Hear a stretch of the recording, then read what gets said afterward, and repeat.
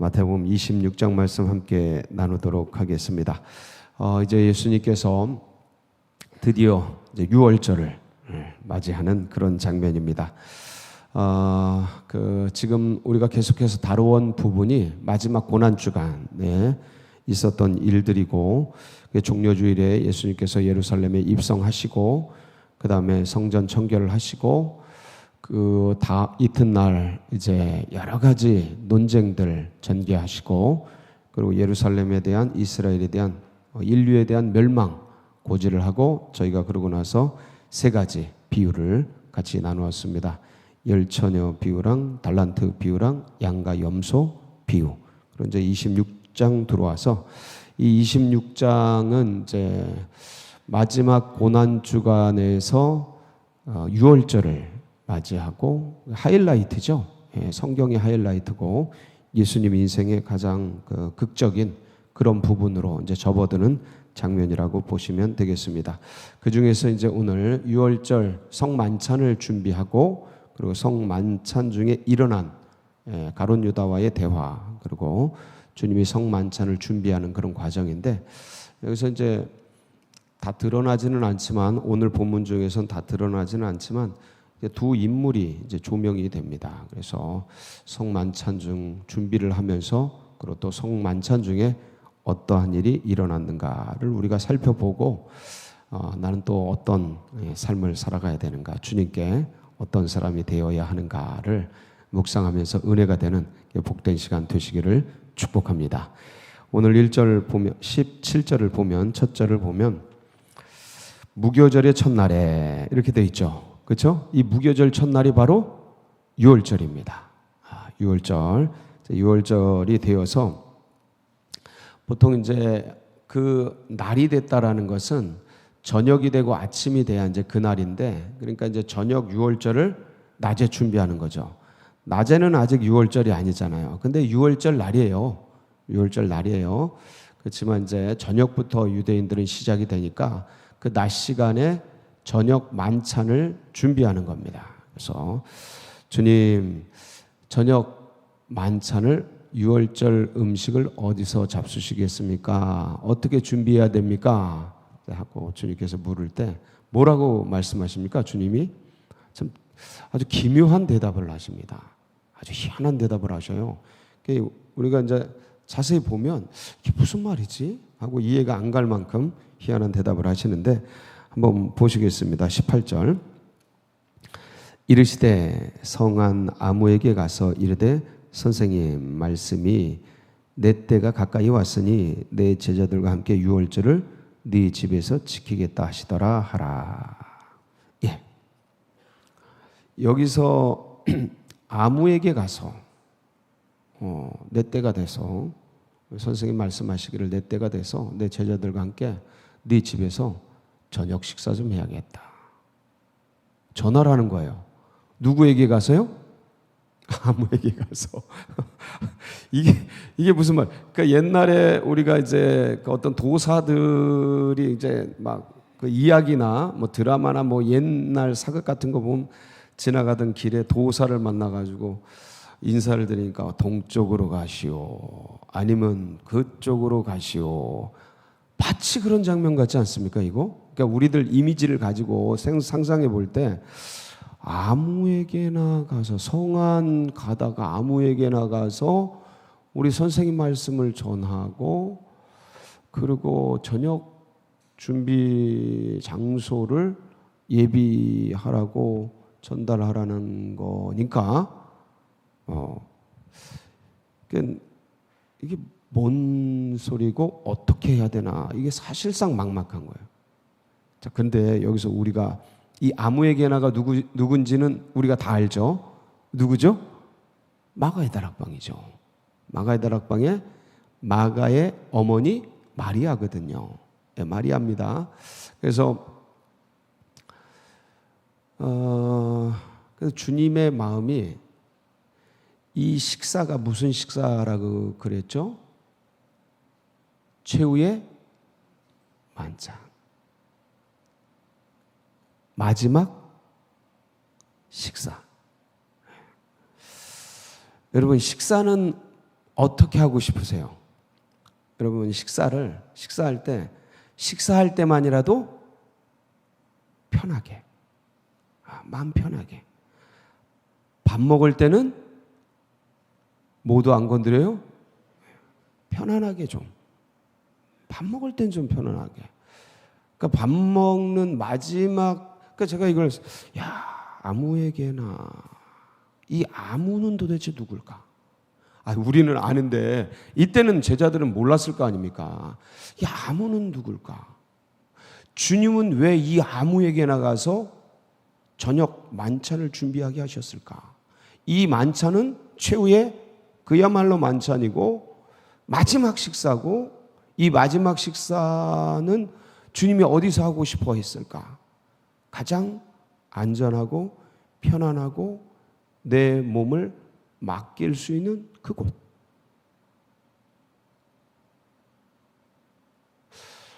거기서 식사를 하고 싶으셨을 텐데, 그리고 6월절 성만찬 예식을 여기서 제정하시잖아요. 6월절 식사를 성만찬으로 전환을 해버리신다고요.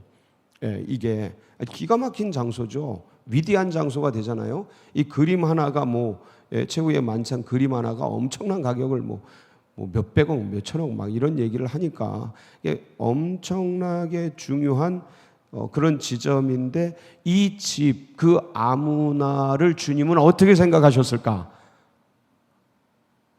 말하면 들을 거로.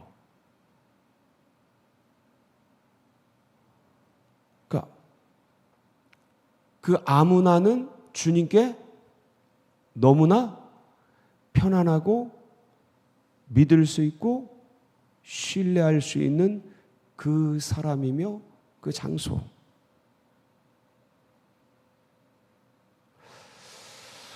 그래서 제가 곰곰이 생각해 봤어요. 주님이 마지막 그 고난 주간에 어디에 도착을 하셔요? 마지막 고난 주간에 베단이라는 마을에 도착을 합니다. 요한복음에 보면 그 베다니에 도착하는 장면이 이제 있는데, 12장 1절에 보면 베다니 누구의 집에 도착을 해요? 보면 유월절 엿새 전에 고난 주간이 시작된 거죠.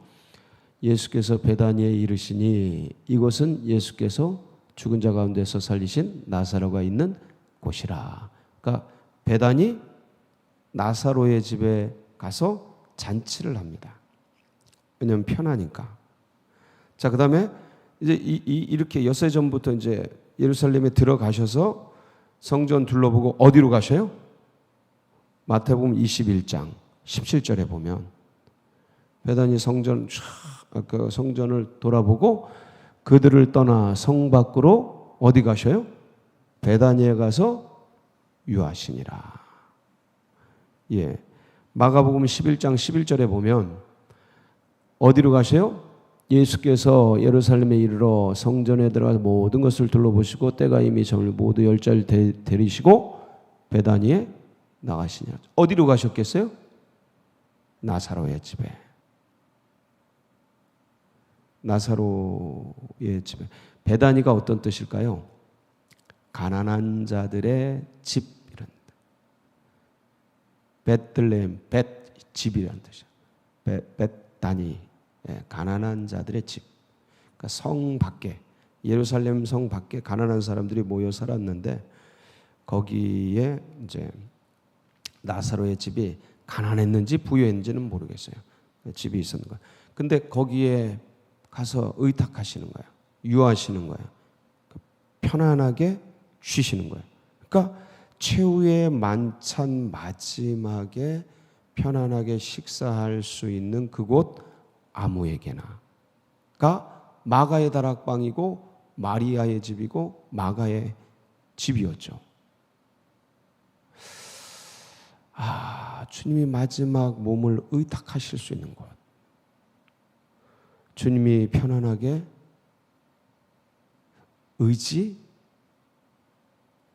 그냥 쉴 수 있는, 믿을 수 있는 그 사람. 아무에게. 이 아무에게가 누가 됐으면 좋겠습니까? 진짜죠? 소원합니다. 소원해요. 툭 막 믿고 맡길 수 있는, 맘 편하게 나눌 수 있는, 허물 없이 대화할 수 있는, 집에 가서 대화하시고 먹고 마시고 쉬고. 근데 이제 들어가서 성만찬을 쭉 진행하는데 누가 나와요? 오늘 본문 보면 가룟 유다가 나오죠. 주님이 뭐라 그러셔요? 식사하다 말고 21절에 그들이 먹을 때에 이르시되 내가 진실로 너희에게 이르노니 너희 중에 한 사람이 나를 팔리라 하시니 몹시 그들이 근심하여. 이제 25절에 보면 예수를 파는 유다가 대답하여 이르되 라삐여 나는 아니지요. 대답하시되 네가 말하였도다 하시니라. 그래서 이제 저녁 식사를 먹는데 한 사람은 예수님을 초대하고 예수님의 식사 자리를 준비하고 예수님이 편안하게 쉴 수 있도록 하고, 또 한 사람은 예수님을 팔려고 하고 예수님을 넘기려고 하고 예수님을 제거하려고 하고.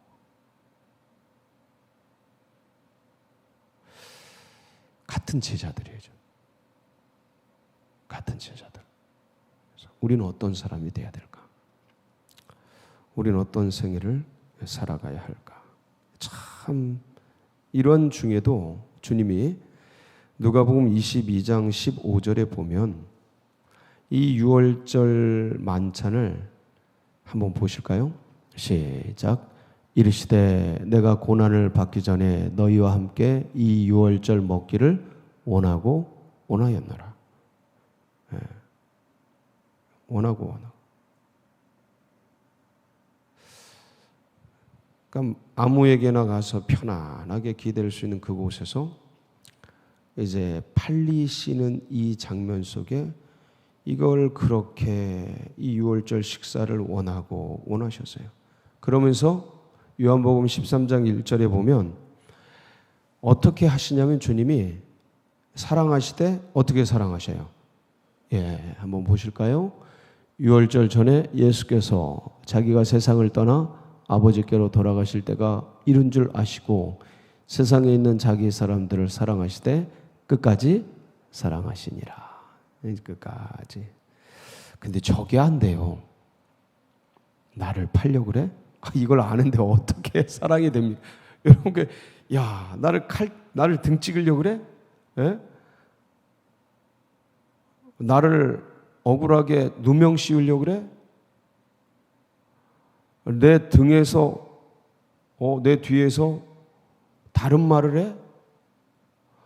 여러분, 어떻게 사랑이 됩니까? 이게 사랑이 됩니까? 나를 해코지하려고 그러고, 나를 없애려고 하고, 나의 누명 씌우고, 나를 제거하려고 그러는데, 이게 어떻게 사랑이 됩니까?